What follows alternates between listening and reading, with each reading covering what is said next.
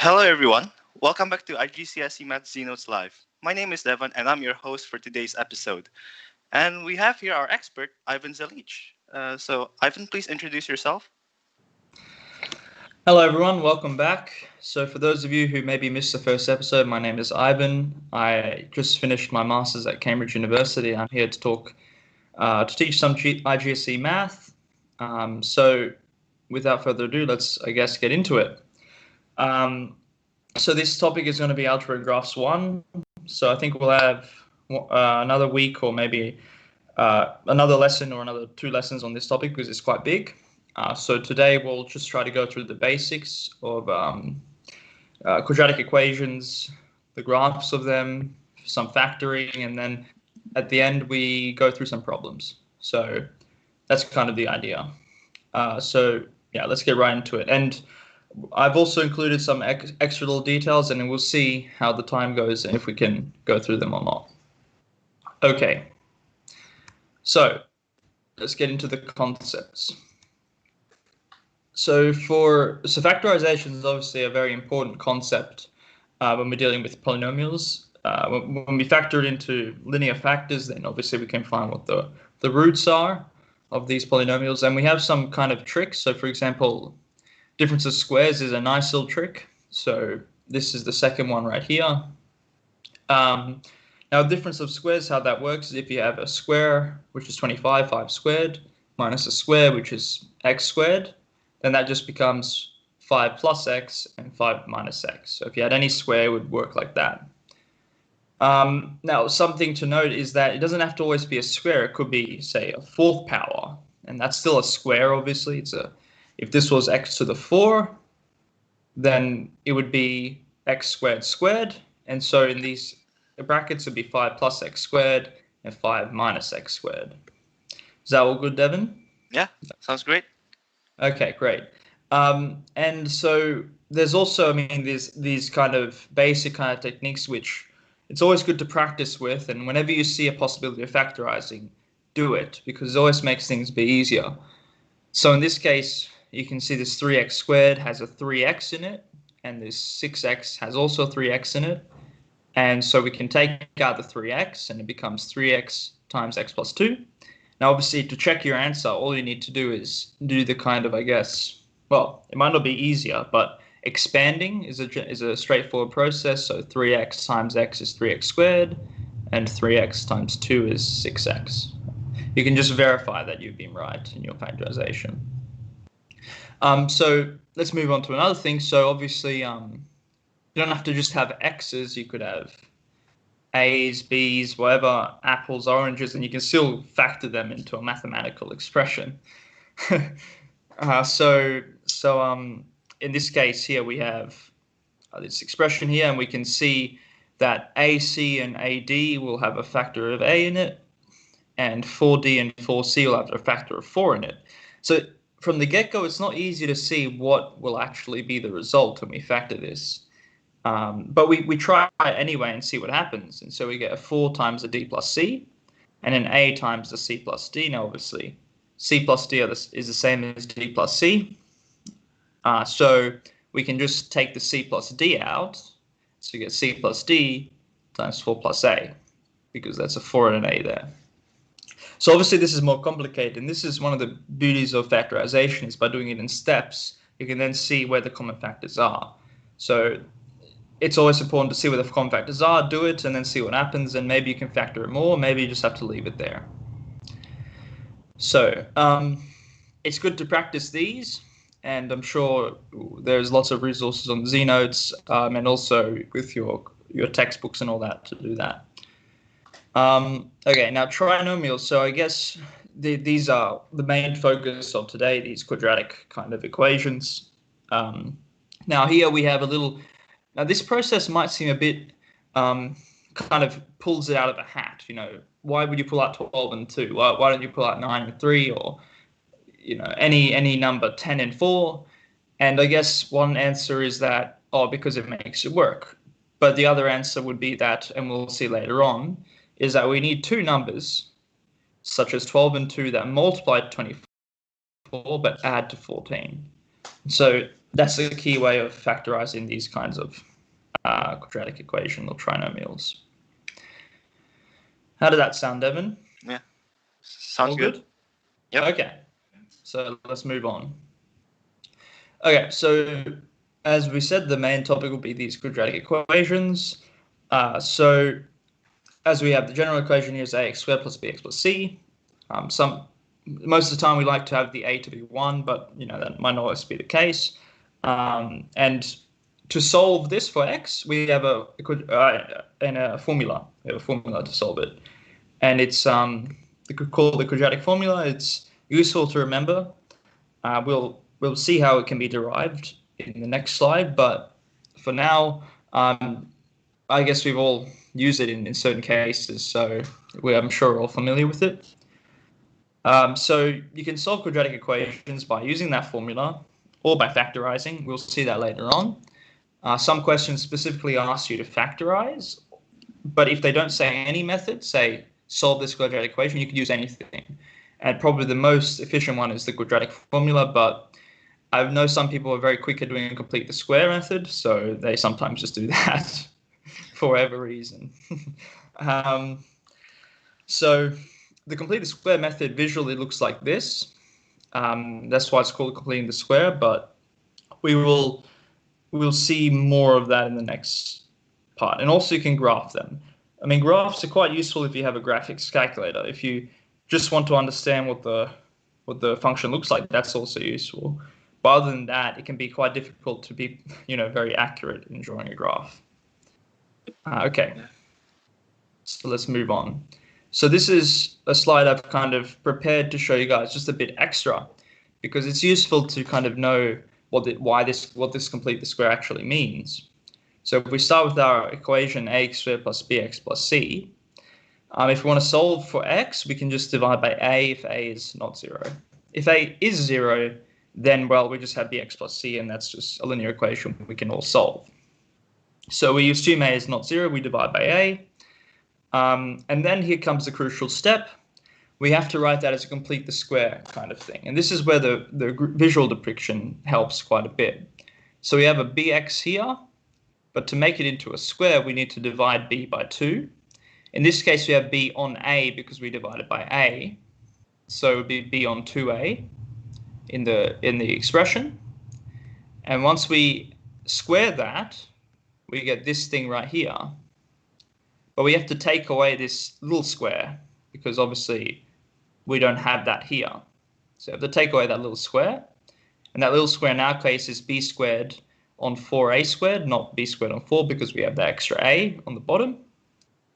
And that's how completing the square. So for those watching after this lesson, take this little expression there and expand the square and check that it's x squared plus ba on x. And it'll be useful. So you always divide the b on a by 2, or whatever it is, you divide by 2, and that's how you get the square. And maybe another way to just look at it is that when you square a linear kind of combination a plus b squared, that's a squared plus 2ab. And this is why you need to divide by 2, because you're getting the extra 2ab. Okay, and then the next step is to just rearrange. So we can take these guys to the other side, and then we can make it into a common denominator. So the c on a becomes, we have to make it into a 4a squared denominator, which is where we get the minus 4ac in that equation there. And then we take the square root. And so when you take a square root, remember that you always have two answers. You have a plus or a minus. And in this case, it's plus or minus the square root of b squared minus 4ac on 2a, because the square root of 4a squared is 2a. And then we take it to the other side and we get the quadratic formula. Now, obviously, these steps are not important to remember. In fact, they won't appear on the exam. But I've included it here just to see why completing the square is very important. And when we complete the square, we actually get a very useful way of graphing. So I've put it just here. Remember this equation. Now, this equation is not exactly this equation because we had to multiply by a because we divided by a initially. But what you can do is just check that this form we have here, when you expand it, gives this. And this will be very useful to remember later on, but we'll do that when that comes. All right, so this slide was pretty long, but the key note to take out is that completing the square is useful, and you can do that to get the quadratic formula. So I'd like to say that in general in math, you shouldn't just memorize formulas out of nowhere, and I think you should also learn their derivations. Yeah, exactly. So, I think this is. I mean, I know it's not important in the exam that you don't have to show how you derive it, but it's good to know where it comes from. Yeah. Exactly. Yeah. And yeah, exactly. And you might think completing the square is useless, but this is how you can get the quadratic formula. So it's one way of being motivated to learn it. But yeah, Yep. completely agree. But for you'll see that more if you pursue maths later on, where you have to actually do proofs. But for now, if you know how it's derived, and even this visual diagram right here, it's quite useful to remember as well. Yep. Okay. Let's move on. Yeah. So we have these graphs. Now, these guys are, so we'll start with the linear graphs. So y equals mx plus c. How do you get m? So with m, you can draw this little triangle that I've drawn. And the change of y, which is this side here, on the change of x, is exactly what m is. And this is usually called rise over run. So in this case, it's 2 on 1, which is 2. And to find c, all you need to do is look at the y-intercept. In this case, it's just 1. This graph is 2x plus 1. Now, in general, there are many different ways to kind of situations to find the equations of graphs. For example, you might be given 2 points, and you might try to find the line through those 2 points. And in this case, you would need to find, you could do it in a few different ways, but one way is finding m first, and then using that to find the equation. However, there are many techniques, and it's always useful to know all the different ways in which they might ask you questions about linear graphs, because they're simple graphs, but you can ask many questions with them. Do you have anything to add, Devin, on this, or? No, nothing. I think you've explained everything here. Okay, cool. Yeah, because I know it's a test's favorite question is always to ask, find maybe an equation or do this and that, and yeah, I think it's always useful to be prepared in those scenarios and do quite a few different problem solving kind of questions for that. We might see that more later on in the next kind of lessons, I guess. Yep. Maybe we'll chuck one in later, actually. Maybe that might be a good idea. Anyway, so these reciprocal graphs, I mean, they look like a hyperbola. That's what a hyperbola is, kind of. That's how the general shape of it. And the A, I've circled it right there because it's the only really... Okay, well, one thing you can see in this hyperbola is that as x goes to infinity, y tends to 0. And as x tends to 0, the y tends to infinity. That's one, I guess, characteristic you could say of this graph. But the A, what it does is it just scales it vertically. So the y, and that's kind of what A does. And so in the exponential graphs here, and these are quite useful on, I don't know how often they appear in the GCSE, but one thing you can get from this graph is, I think that's why it's almost always denoted C, is that C corresponds to the y-intercept, like in the case of a linear graph. And the reason is for that, if you put x as 0, you get 1, and so y equals C. And now one also useful thing to note is that as x tends to negative infinity, this a to the x tends, y tends to 0, and so asymptotically goes to 0 there. So yeah, that's one useful thing to note there. But yeah, I guess the most important one here is the straight line graphs, because they appear quite frequently. Yep. Okay. So now here's why I mentioned this completing the square method, is because when we look at quadratic graphs, these guys are a bit different. Firstly, I want to say is this A, if it's positive, you get like a smiley face, and if it's negative, you get a frown face or a sad face. So it would go the other kind of way.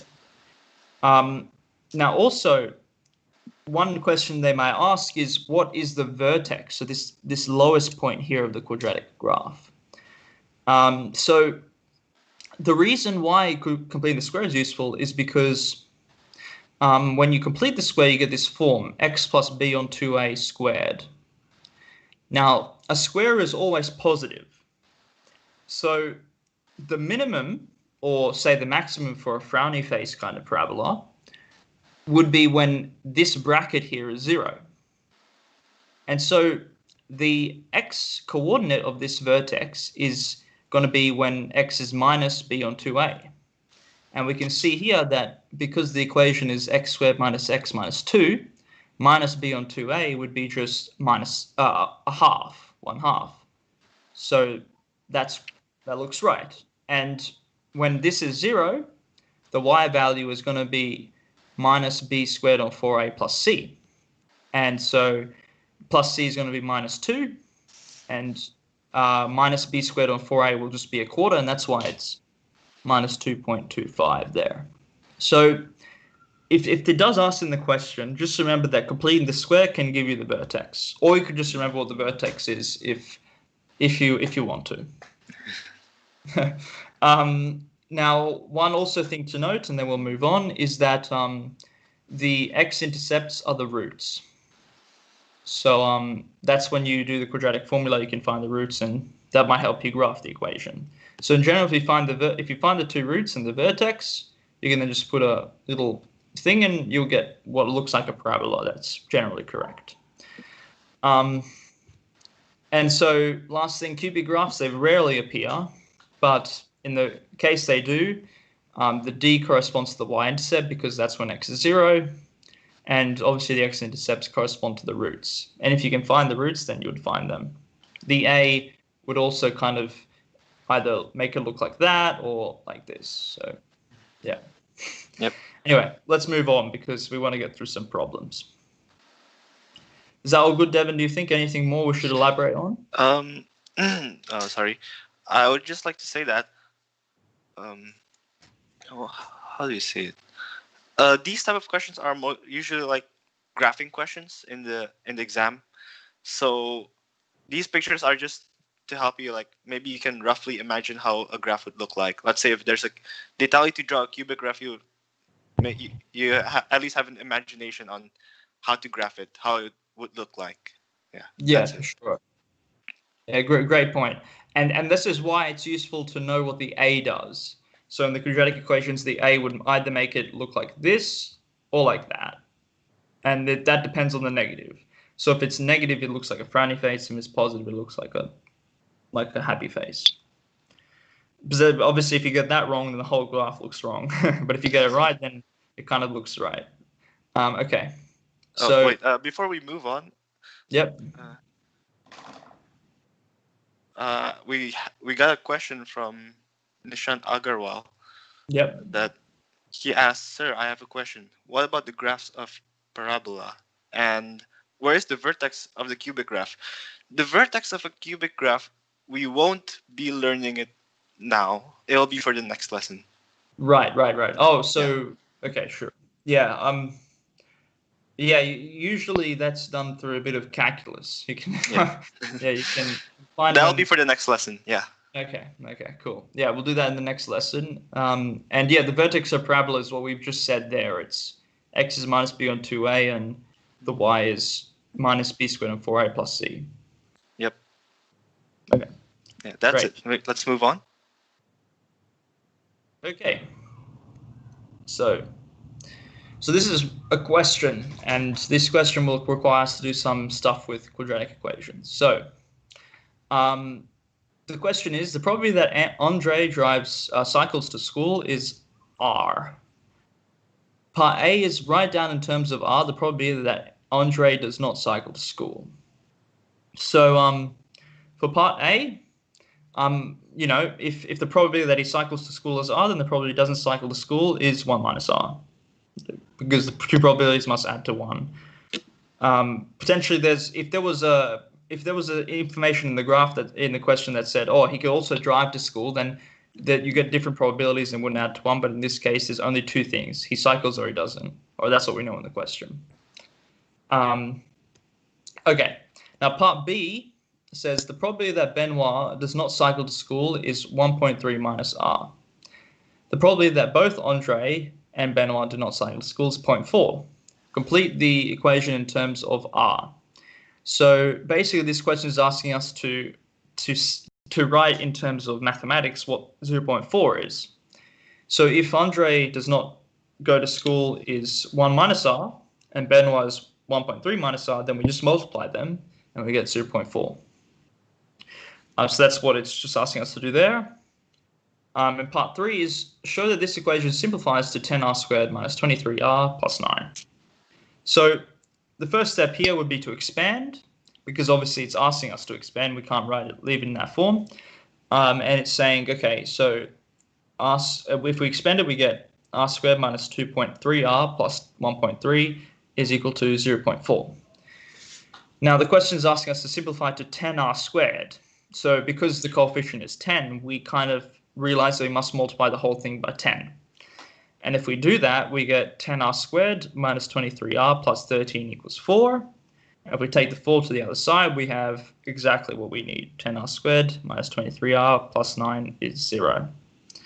And that's all. So these are quite straightforward, but it tests your ability to interpret and then expand little monomial stuff. Let's move on. So this is, I guess, an important part of this lesson, which is to solve by factorization. So you've seen how we could potentially solve it by completing the square. To do that, we need to take the 10 out and then divide 23 on 10 by 2 and then put that in and then follow the method I gave you earlier. But for solving by factorization is a bit more complicated in the sense that it's complicated because you have to do a bit of guessing work.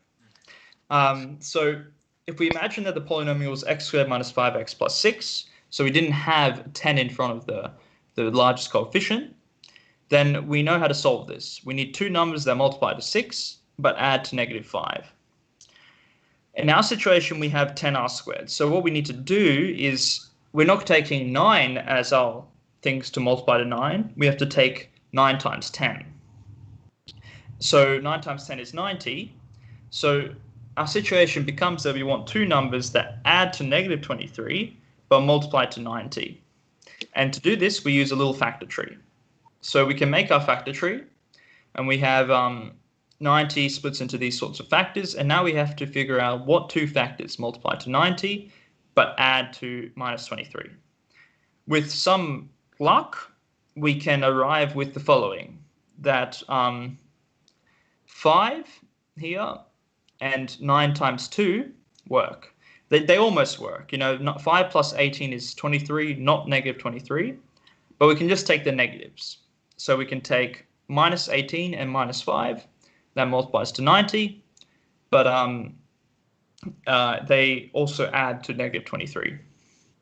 And so this is what we do. We break up our 23 into our 2 numbers that we have. So 10r squared minus 18r minus 5r plus 9.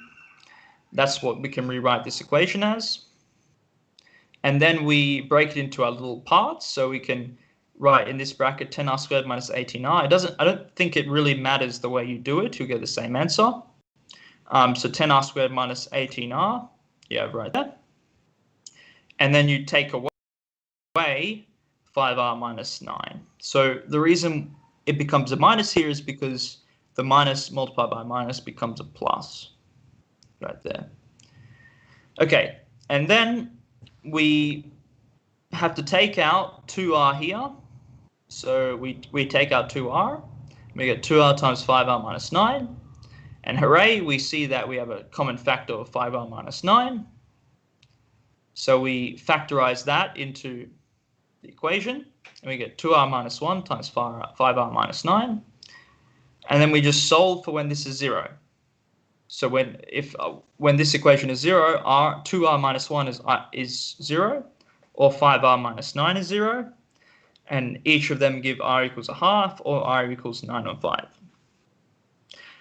Okay.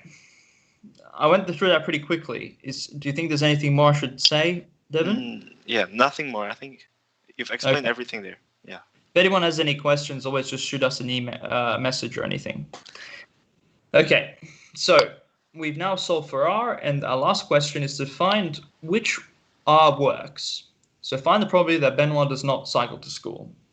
So this is actually the easiest part of the question. So we have two values for R. It's either a half or 0.5, 9/5, or indeed 1.8. And since the probability of not cycling to school is 1.3 minus R, well, R cannot be greater than 1.3 because then we go into negative territory and we don't have negative probabilities. So in this case, R must be 0.5. And so therefore the answer is 0.8. And that's it. Always, when you have probability problems, questions like this, you can go back and check the answer. And indeed, you will find that the probability that Andre drove to school was 1 minus R, so it was 0.5. And 0.5 times 0.8 is 0.4, and that's what they gave us. So, yeah, okay, great. So to wrap up, as we've seen, there are multiple ways to solve quadratic equations: factoring, completing the square, using quadratic formula, which all have their own merits. Factoring is nice because you don't have to deal with square roots, I guess. But on the flip side, you have to do some guessing work. Completing the square is useful because, well, you have the graphs that we were talking about, and I would say, and the last one, which was using quadratic formula, is great because it's, well, you're going to get the right answer using that method. And yeah, I guess that's the main point of this lesson. Also, I would like to add that sometimes there are quadratic equation questions in IGCSE that ask you to give your answer in two decimal places. That really means that you have to use a quadratic formula for that. You really have no choice. You can't factorize, you can't graph. You just have to use a quadratic formula. Good point, Yeah. because they wouldn't Yeah. say that unless it was, yeah, exactly. Yep. Yeah. Great point. I guess that's it for this episode. Anything to add, Ivan? I don't think No. so. I think we'll Okay. see more examples later on, but for now, this is good enough. All right. Okay, I guess that's it for today. Thank you for watching, everyone. And don't forget to go to our Instagram page, our Discord server, our website. Check out our notes. And yeah.